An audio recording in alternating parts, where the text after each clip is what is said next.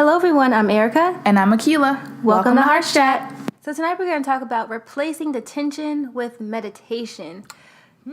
So we saw that a school in Baltimore was doing that. Seems like a great idea. So we're going to get into that tonight. And as usual, before we get into our topic, we're going to do our check-ins. So, Akilah, how are you doing?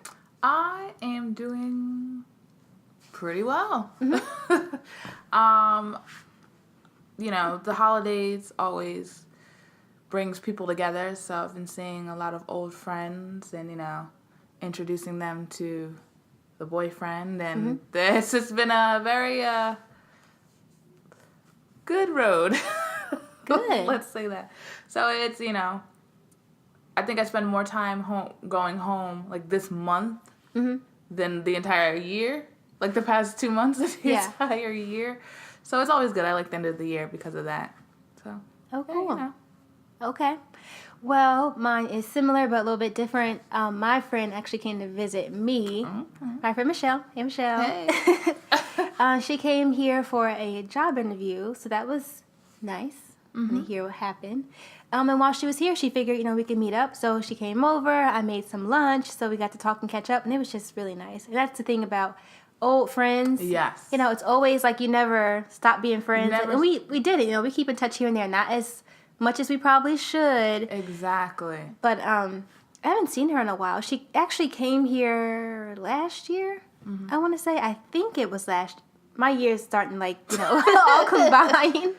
It might have been 2 years ago, but I know she's been here to visit me, so I really appreciate that, and it was nice to see her. So yeah, I think, like, when I was seeing one of my old friends, I've known her since probably 6th grade, and she was like, yeah, it's like you just pick right back up, like, no matter if you talk or not. It's like nothing happened. Yeah, that's really cool. So, getting into our topic, speaking about friends, we're talking about kids today. And in the spirit of holidays, you know, Santa Claus loves the kids. So we're going to talk about that. Especially for those kids that might be on the naughty list. Exactly. The kids that are in detention. Yes. So, my thoughts on this. Sending kids to meditation as opposed to detention. Yes. I think it's a great idea. So do I. I really do. Especially the work we do. I know I work with a lot of kids. And some of the kids I see are those kids that are in detention. You know, constantly, those kids that get suspended. When you think about it, really, the kids that you put in detention, and not the ones that, you know, didn't do their homework because they don't know what's going on. Yeah. Or the ones that mean well, but the ones that outright, I didn't do it because I don't care, or I didn't want to. Yes. Which also sometimes underlies, I don't know what's going on. Yeah, it can't be. True. But the kids that are more defiant about it, the kids that are acting up, behavioral issues in the classroom. Exactly. Most likely they didn't just get one detention. They're repeated offenders. They're going to continue to get detention. Yeah. So I think they're repeating to get detention because detention is not really working. Exactly. It's not working. It's not. So yeah, no. I think that's a great way to help kids, because I feel like you said, detention over and over again. Like, what is that gonna do? Like, they're not really doing anything in detention except for maybe their homework. But that's not gonna make them do their homework outside of that room. Right. So it's kind of like, what can you do to kind of help them, I guess, be more motivated, be more relaxed, kind of like change the way we approach it. Right.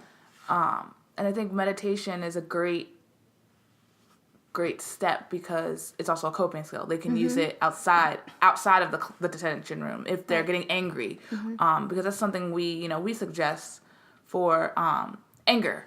Right. I think the kids that you get detention to and they constantly get it, at some point, you know, their parents gets involved, and then they say, okay, well, you need something, and they'll send them to therapy, where they go to therapy to learn meditation, to learn body relaxation techniques, to learn how to deal with their anger. Exactly. So that's another step that they can do at school, especially knowing what detention can. Just the thought of it, I'm in detention, I'm bad, I'm in trouble. Exactly. You know, I'm a bad, and you start to fit that label. You know, they label you a bad kid, and so you're gonna be bad. Yeah, you live up to it.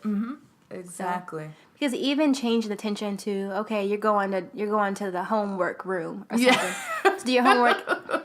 It's still negative. It is, and it's okay, maybe you're doing your homework in there, but what are you doing to calm yourself down and deal with the anger? Behaviors, exactly. The emotions and the behaviors of it. Not necessarily the homework aspect of it. Exactly. Because, like you said, we're not always doing homework, but we have the emotions and these behaviors probably most of the time. Mm-hmm. So it's kind of like,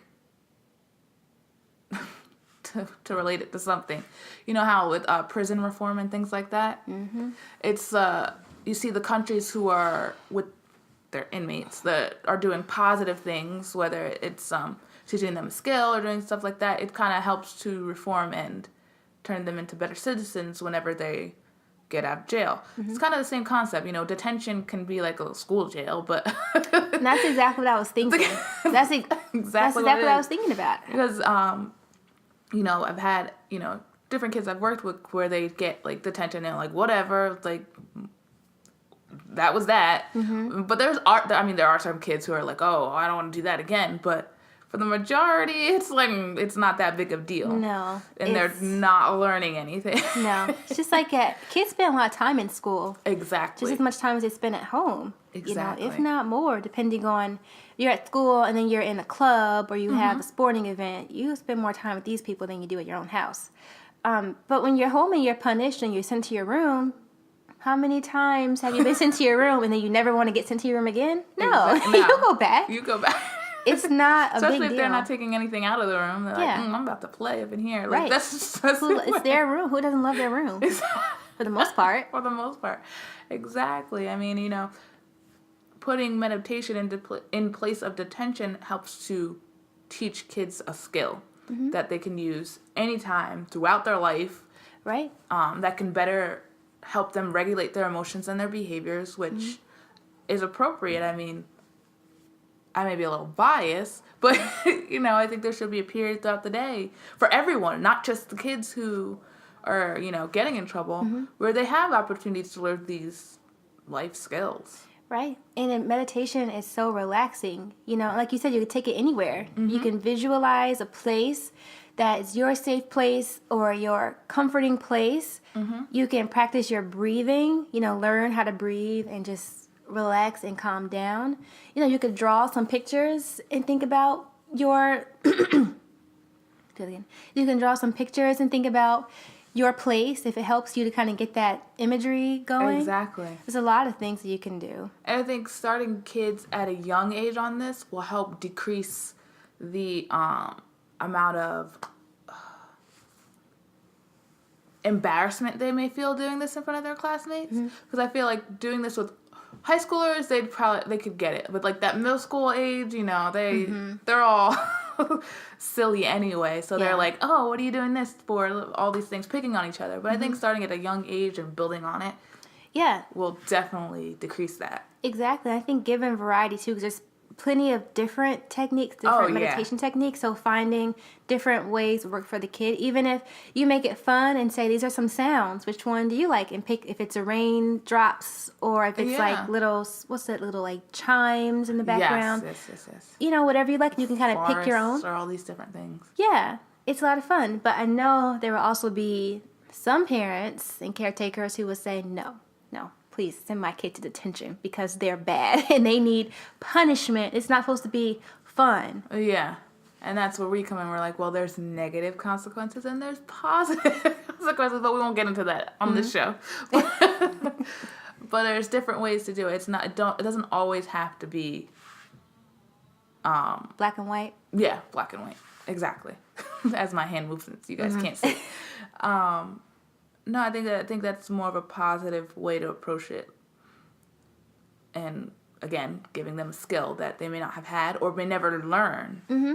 I would say to parents who say, give them detention because they were acting up and they don't deserve to be learning like this foo-foo breathing stuff. Exactly. I would say to... Because our parents are going to think, exactly. What is this? Yeah. Number one, because maybe they don't know about it themselves. Exactly. So it would be a really good idea to educate some of the parents about it. Exactly. And two, maybe invite some of the parents to try it. But like a back to school night. Yeah, that would be a great idea. And if some parents don't want to try it, I would just say, just allow the kid to try it. Try it and see what happens. And see the outcome of it before you kind of, judge it. Yes. Because ultimately, it's not going to harm the kid in any way. Like, No. this isn't harming them. Could potentially be something good. And, also I would, like you said, educating parents, but saying, in a respectful way, but has detention worked before kind of thing. Like, it's still happening, so we must try something different. Exactly. And it's productive. Exactly. Okay, so I think we'll leave it there. So if you have any questions or comments, you can leave them below. Or as always, send us an email if you have any topics that you want to hear about or any other comments or questions that you have for us. And we'll catch you next time. Bye. Happy holidays. Happy holidays. Merry Christmas. Thank you so much for listening to HeartsChat today, where we speak from the heart. We hope that you enjoyed our show. Catch us every Sunday and Tuesday at 7 p.m. Eastern Standard Time on our YouTube channel and on our website, which is HeartsChatRadioshow.com. Be sure to follow us on our social media pages at HeartsChat Radio on Instagram and at HeartsChat on Twitter, Facebook, and Periscope. We love to hear from you. If you have any comments or questions or topics that you want to hear about, you can email us at HeartsChat@HeartsChatRadioshow.com. And for all of your personal relationship questions, please visit my blog from ericasheart.com. Thank you for listening to HeartsChat, where we speak from the heart.